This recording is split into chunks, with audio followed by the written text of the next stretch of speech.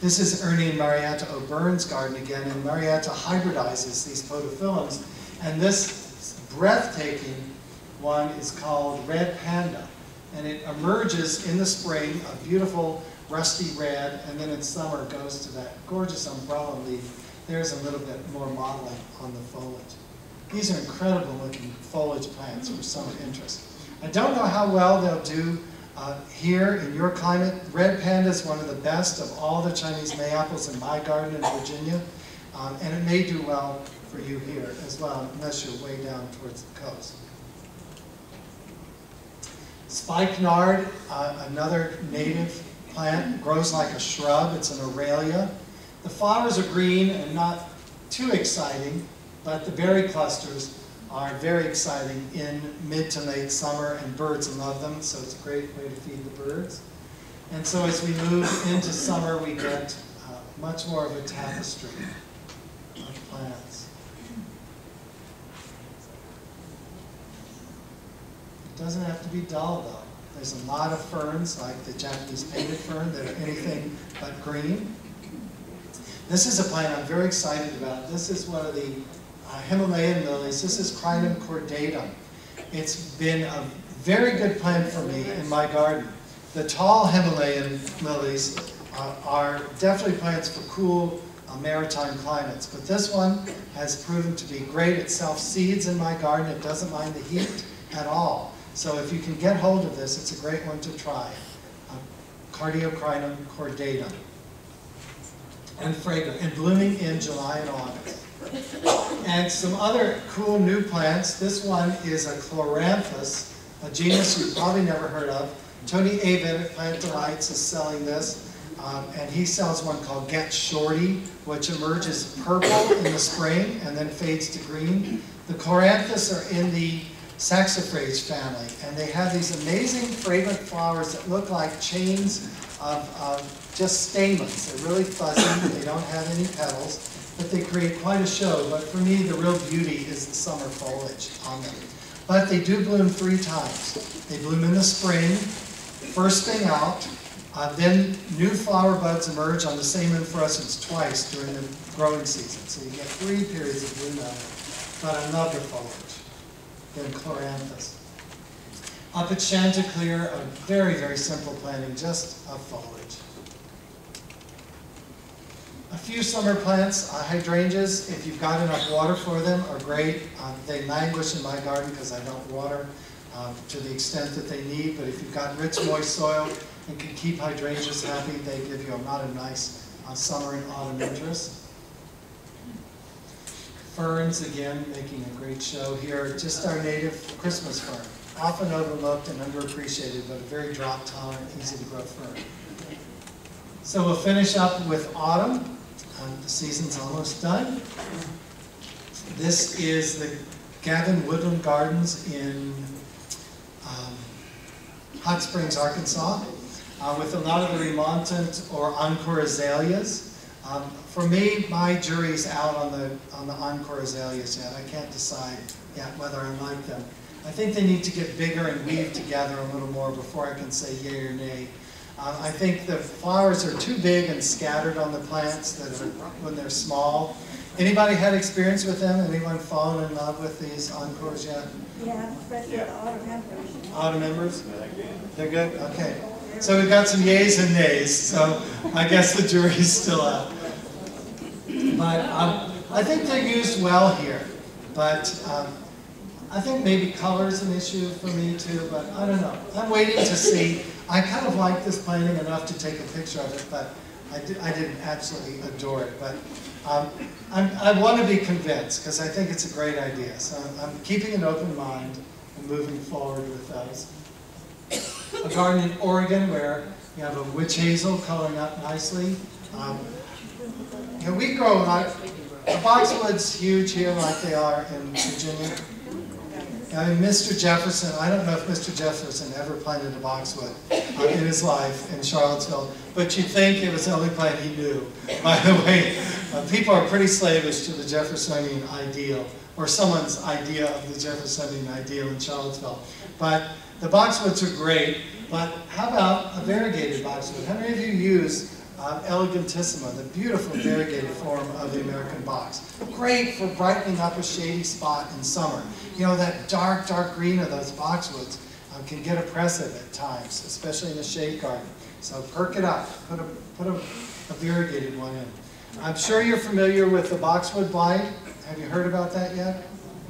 Yeah. Keep your eyes peeled and be very careful where you buy your boxwoods from now on, because Google it, do a little search. I don't know if it has, Bob, has the extension service here put out anything about boxwood blight yet? I haven't heard. Okay, it's an emerging pest and it's spreading fast, and it is a virus, so it is not curable.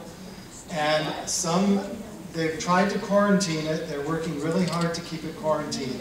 But our landscapes in the south that depend so much on boxwood are really in peril. So don't just pick up a boxwood from anybody. Make sure they're certified boxwood blight free before you bring any boxwoods home. And watch your boxwoods carefully. The symptoms are, it looks fine one day and looks a little poorly or peaked the next day, and the third day it's defoliated and pretty much dead down to the ground. If you see this blight appearing, rip out the boxwood, immediately tidy up after it, and maybe take at least a boxwood on either side in case it's already spread. This is not a disease to be trifled with. It's going to be devastating. There's great information on the website of Saunders Brothers, which is a big boxwood nursery up in Virginia where I live. They've been very proactive with it. So look up Saunders Brothers, and they have a great article on there on the boxwood blight.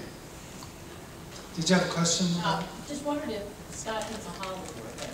No, sky pencil is a holly, not a boxwood. So, you know, I can't keep sky pencil hollies alive.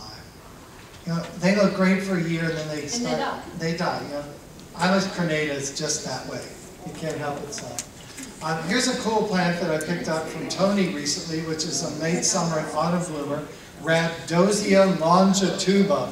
How's that for a name?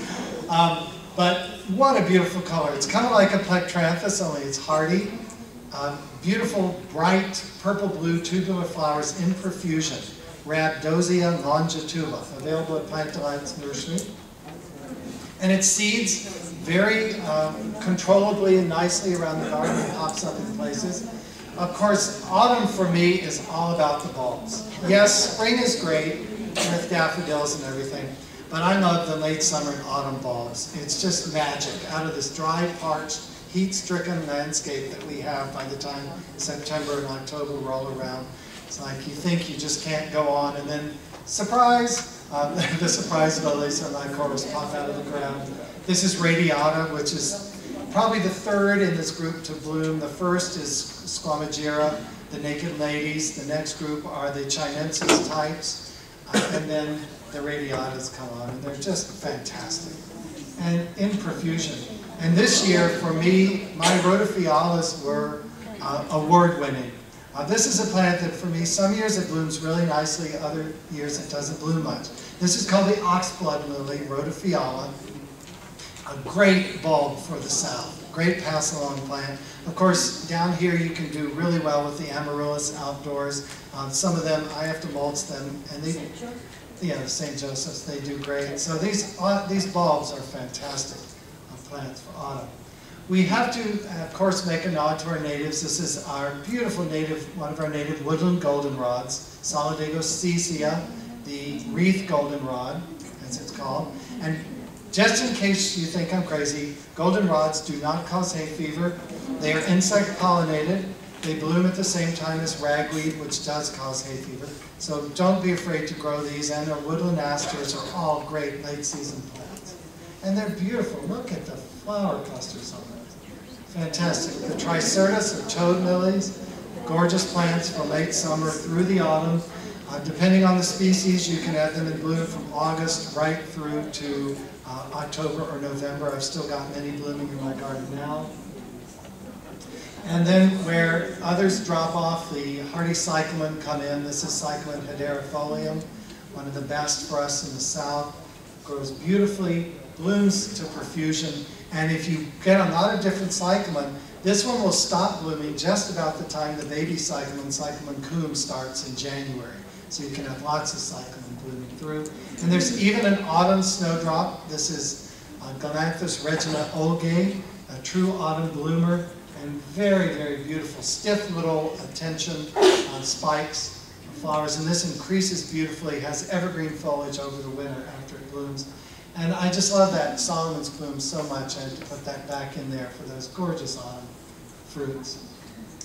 Of course, camellias, when we get into the shrubs. This is Yuletide, which bridges across late autumn through winter. Very beautiful in a bright red. And Autumn Moon, one of my absolute favorites, just in bloom now, one of the early ones. Well, up where I am, we do better with the early season sasanquas because if we get the late ones, they're hit by frost. So I'm always looking at the earlier blooming sasanquas, but for you, you're good probably with all of them straight through. And then we carry right on with the berries. The berries we think of as winter, but they really are late summer and autumn as well. And once the leaves fall, the twigs of the different plants really start to carry us in. So I finish up with a slide of my garden in autumn. It's about to this stage now, looking like this. I use all kinds of plants, native, non-native, foliage, cannas, all kinds of stuff in the garden. And then ultimately, I just love the earliest and the latest. And the latest for us is our native witch hazel, Hamamelis virginiana, which blooms for us right up through about the middle of November. So great to have a shrub blooming that's native right up to the end of the season. So autumn ultimately gives way to winter and beautiful scenes. And like I said, the beauty of where we live is most years the snow is there and then it's gone. So when we garden in the shade, if we garden with bamboo or we garden with voles, we know that ultimately, always, in gardening as in everything, Mother Nature always has the last word. Thank you.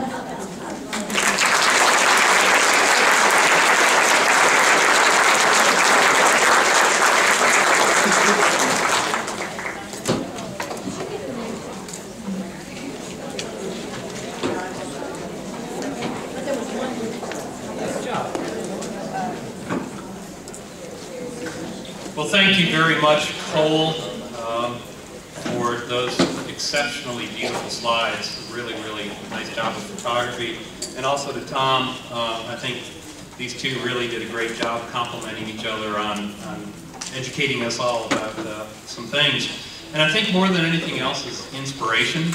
And someone had mentioned to me earlier they did not know Ed Martin, and they really appreciated seeing him talking on that because at his age, they were impressed that he was so inspired. And I think that's the purpose of programs like this and the symposium, is really to get us going out there. And it's the perfect time of year to be planting, okay, for next year. So hopefully we are inspired, and hopefully to be inspired to come back again next year and visit with us. I am not going to replay the rest of Ed's that he sent because we're having trouble with the disc that he sent, so it won't play well. But, and if it's okay with these two guys that just spoke, I'd like to go ahead and post these. We did video these, and I'd like to maybe get them on our department website where y'all could view them again in the future. So I will check with Ed to see if that's possible, but if it's okay with these guys, we'll do that. And we'd like to make these available for other people to see as well too. So I think at this point, again, thank you all so much for driving out here, coming to see us, and we hope that you gained much. And maybe these guys can be around for a little bit if you have any questions for them, okay? Thank you all.